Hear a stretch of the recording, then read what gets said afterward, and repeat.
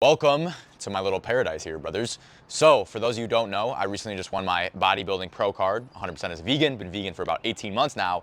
And I did that for the main purpose of proving what you could do on a plant-based diet, also my own growth, also is great for my brand, etc. But the main goal was really to prove you can be strong on a plant-based diet. All the evidence shows it. It's really great for our body, great for our energy, great for us thriving. Now, during that time, I had been looking into the Fruitarian diet, wanting to try it, but I knew it's not optimal for muscle growth because it's not, right? Now, after this competition, I'd been looking into it more and more. I didn't want to jump into anything because I wanted to, utilize the rebound phase after a competition, getting that lean. You have a chance to build a lot more muscle.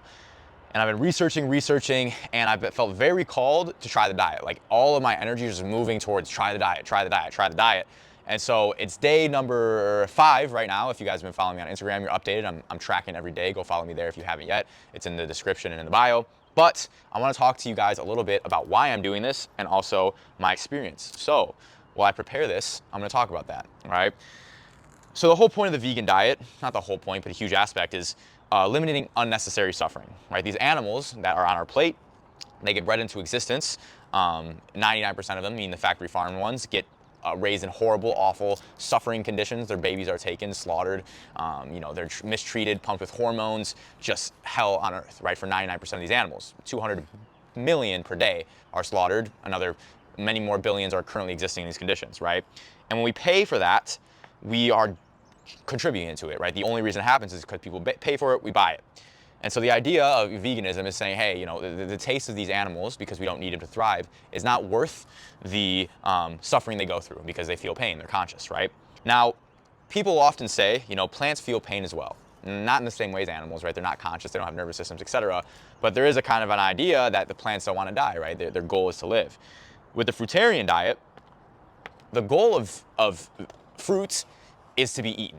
When it's eaten, its seeds go back into the ground and it produces more, right? It's the literal purpose of life is to be eaten so that it can spread more. This is why you see in the Garden of Eden, we are completely plant-based, right? Buddhism, Jainism, non-violence, plant-based is the core, and specifically fruit is the most pure and energetic diet, and I'll get into the energy part of it.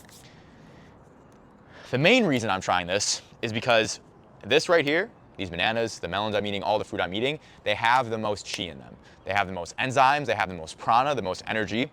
And at our core, we truly do run on chi, right? The more we rely on outside things, rely on meats, grains, external things, dopamine, etc., the less our body can create on its own, right? And so the more aligned you are, the less and less of that external stuff you need. If your body is functioning at a perfect level, it needs a lot less protein than someone whose body is not filled with life, is not aligned, is not energized, right? So you'll see a lot of fruitarians who have lived years and years and years eating just fruit, have muscle, are thriving. Now, they're not bodybuilders, but bodybuilding type muscle also isn't necessary for health, right? And that's not their goal. So they have a healthy amount of muscle, they're thriving, they feel amazing. And so far, 6 days in, I feel great. My physique hasn't gone down. If anything, it's improved. But I'm doing this with the goal of getting more spiritual clarity, right? Experimentation, seeing how the diet is so other people can know, hey, this is how it went. He tracked all this stuff, etc. Not for physique goals. My physique, I hope to stay the same essentially as long as I'm getting my amino acids in. And based on the days I've had so far, it lives up to the hype.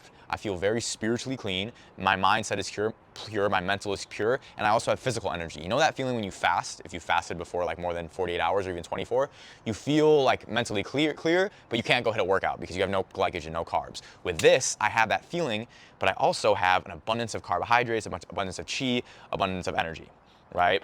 Now, if we break down that idea, talking about how we can just live off of chi, you break down, okay, do we even need fruit? Right? Do we even need water? Do we even need air? Yes, the answer is yes. However, there are people who have lived off of just air. It's true, right? Their bodies were so aligned, they were so independent on consuming the things from the material world, they were living within their own production of chi and just the prana from the air that they lived for years and years and years. I think like the longest was 40 years. Not my goal. I think I'm always gonna feel better eating, etc. But it's food for thought to realize, hey, maybe food isn't as necessary and doesn't have the same role as we think, right? I do think it's necessary, but the less you eat, the healthier your body is, considering you have life force, considering your body is vital, considering you're getting everything you need, right? The body can produce on its own. And so, I'm excited to go into this. I'm doing it correctly. I have a big following on Instagram that's helped me along this journey, giving me advice, a lot of fruitarians, etc.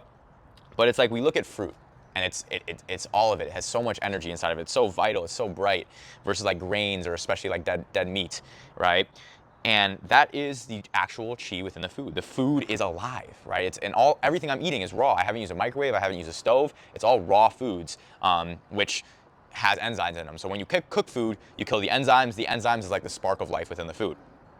Pretty much every Eastern philosophy, religion, tradition has categorized their foods based on the level of prana, life force inside of them, right? They literally had tools to measure this, how much chi, how much enzymes, like I said, life force is inside of them. And it ranks like this. It starts with dead flesh is going to be the lowest, especially cooked dead flesh. So, you know, the raw meat guys, there is a sense of, okay, eating it raw actually does have more enzymes in it, but it's still going to be much more inferior to a plant-based diet. So it starts with that, then it goes dairy.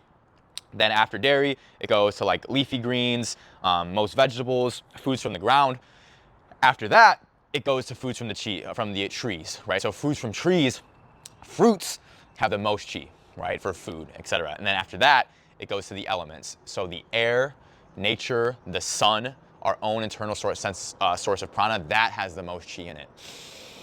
Like it's in the air, guys. It's in the air, right? And so I'm basically eating the most life force, spiritual diet, and I'm not tied to it. So I don't have to do it. I'm not recommending it to anyone at all. I should have said that in the beginning, but I am not recommending it because I have not tried it. But I am optimistic on its results. Now, if you'll see my plate here, if you've been observant, you'll see that there are some nuts, because nuts also very high life force, have a little extra protein, especially as I'm transitioning. I do want to have that like safeguard of protein to let my body transition, rely fully on fruits.